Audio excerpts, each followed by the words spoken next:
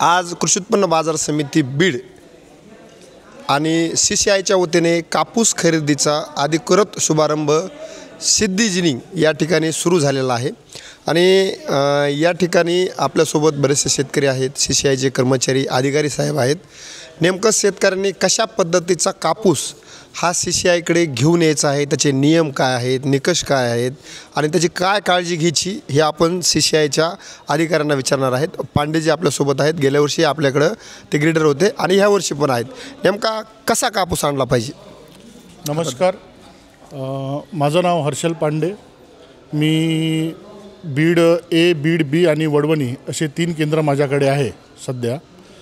तर माहिती सांगायची झाली असल्यास की आज दिनांक 10/11/2025 पासून आज आपल्या बीड ए केंद्रामध्ये CCIची खरेदी चालू झालेली आहे।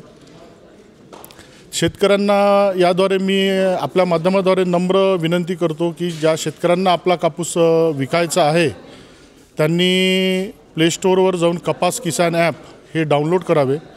कपास किसान ॲपमध्ये शेतकऱ्यांना स्वतः रजिस्ट्रेशन करावे लागेल। ज्या शेतकऱ्यांना आपला कापूस CCIला विकायचा आहे त्यांनी आपला कापूस विकायसाठी स्वरजिस्ट्रेशन म्हणजे कपास किसान ॲपवर जाऊन तिथे त्यांनी स्वनोंदणी करावी। तिथे त्यांनी पूर्ण माहिती, स्वतःचं नाव, गाव, आधार नंबर, जे तिथे डिटेल्स दिलेले आहेत त्या सगळे टाका। आपला त्याच्यामध्ये तुमचा फोटो, तुमचा 7/12 आणि तुमचे आधार कार्ड हे त्या कपास किसान ॲपमध्ये अपलोड करावे लागतील। शेतकऱ्यांना एक म्हणजे सांगायची बाब म्हणजे असं विशेष लक्ष असं ठेवायचं आहे की 7/12मध्ये तुमचा 2025-26चा हा पीक पेरा असणे आवश्यक आहे। सध्या राज्य शासनाने CCIला दिलेल्या माहितीनुसार ह्या वर्षी आपण प्रति एकर 5.5 क्विंटल एकरी कापूस CCI घेणार आहे। तर हे शेतकऱ्यांनी एक थोडं लक्षात घ्यावं आणि त्याप्रमाणे कापूस केंद्रावर विक्रीस आणावा। किसान ॲपमध्ये स्वरजिस्ट्रेशन केल्यानंतर, स्वनोंदणी केल्यानंतर तुम्हाला ती APMC आणि आमच्या केंद्रावरून त्याचं अप्रूव्हल मिळेल की तुमचे सगळे कागदपत्र तपासल्या जाईल। सगळे कागदपत्र तपासले आणि ते जर सगळे ओके असले की तुमचं रजिस्ट्रेशन हे सक्सेसफुल होईल, अप्रूव्ड होईल। त्याच्यानंतर शेतकऱ्यांनी स्लॉट बुक करायचा आहे। म्हणजे तुम्हाला स्लॉट बुकचा अर्थ असा होतो की शेतकऱ्यांना आपला माल कोणत्या फॅक्टरीत कोणत्या दिवशी विकायचा आहे याची इत्थंभूत माहितीच स्लॉट बुकिंग त्या कपास किसान ॲपमध्येच स्लॉट बुक तुम्हाला करता येईल। स्लॉट बुकमध्ये तुम्हाला तारीख, त्यानुसार वेळ 10 ते 5 आणि तुम्हाला किती क्विंटल कापूस विकायचा आहे तो क्विंटल कापूस तिथे टाकायचा आहे।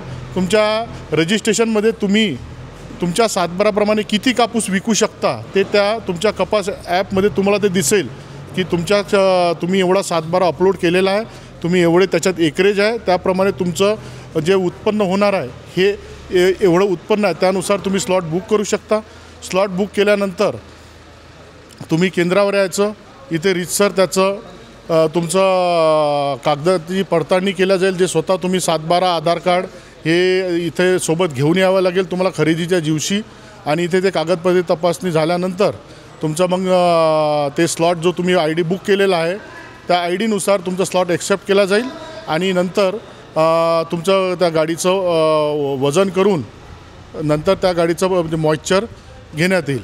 शेतकऱ्यांना एक खास नम्र विनंती मी अशी करतो की शेतकऱ्यांनी स्वतःचा माल जो कापूस विकायला आणत आहे तो 8 ते 12% मॉइश्चर जे त्याच्यामध्ये नमी असली पाहिजे, म्हणजे त्याच्यात जो ओलावाचं जे प्रमाण आहे ते 8 ते 12% असलेलं पाहिजे।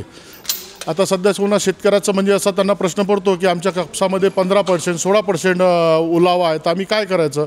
तर त्यांना माझ्यातर्फे अशी आमच्या CCI आणि केंद्रातर्फे अशी नम्र विनंती आहे की त्यांनी आपला स्वतःचा कापूस केंद्रावर आणायच्या आधी 1 ते 2 दिवस थोडं वाळवून आणायचा, जेणेकरून त्यातला ओलावा कमी होईल आणि ओलावा कमी आल्यानंतर तुम्हाला जो शासनाने ठरवलेला हमी भाव आहे तो तुम्हाला ते पूर्ण घेता येईल। तर याची शेतकऱ्यांनी खास अशी एक कळकळीची नम्र विनंती आहे की सगळ्या शेतकऱ्यांनी आपला कापूस CCIला विकायचा असेल तर तो वाळू आणि सुकवून आणि पूर्ण खात्री म्हणजे तुम्ही त्याच्यामध्ये काही कवडी वगैरे, येलो पिकिंग, पिवळा पडलेला, काळा पिवळा असा कापूस न आणावा। एकदम FAQ ग्रेडचा जो कापूस आहे तो शेतकऱ्यांनी आपल्या केंद्रावर घेऊन यावा, बरोबर। आणि आपल्या हमी भावाची पूर्ण जे रक्कम आहे बरोबर, ती तुम्ही प्राप्त करावी. जसं तुम्हाला माहीत आहे मागच्या वर्षीपासून CCI हे पूर्ण पेमेंट आहे, आधार बेस पेमेंट आहे. शेतकऱ्यांचे जे आधार नंबर जे त्यांच्या मोबाईलशी लिंक आहे, बँकेत ज्या खात्याशी लिंक आहे त्या खात्यामध्ये ते आधार बेसद्वारे पेमेंट होईल आणि पूर्ण रक्कम हे 2 ते 3 दिवसात शेतकऱ्याच्या खात्यात जमा होईल. शेतकऱ्यांना अजून एक आव्हान असं करतो की शेतकऱ्यांनी आपले बँक खाते हे आधारशी लिंक असावे, त्यांचा मोबाईल नंबर बँकेशी लिंक असायला हवा, जेणेकरून स्लॉट बुकिंगच्या वेळेस, रजिस्ट्रेशनच्या वेळेस आणि आधार ऑथेंटिकेशनच्या वेळेस तुम्हाला कोणती अडचण येणार नाही OTP संदर्भात. तर शेतकऱ्यांना ही माझी नम्र विनंती आहे. त्यानुसार शेतकऱ्यांनी आपले कर्तव्य बजावून शासनाला हमीभावात कापूस विकावा. धन्यवाद.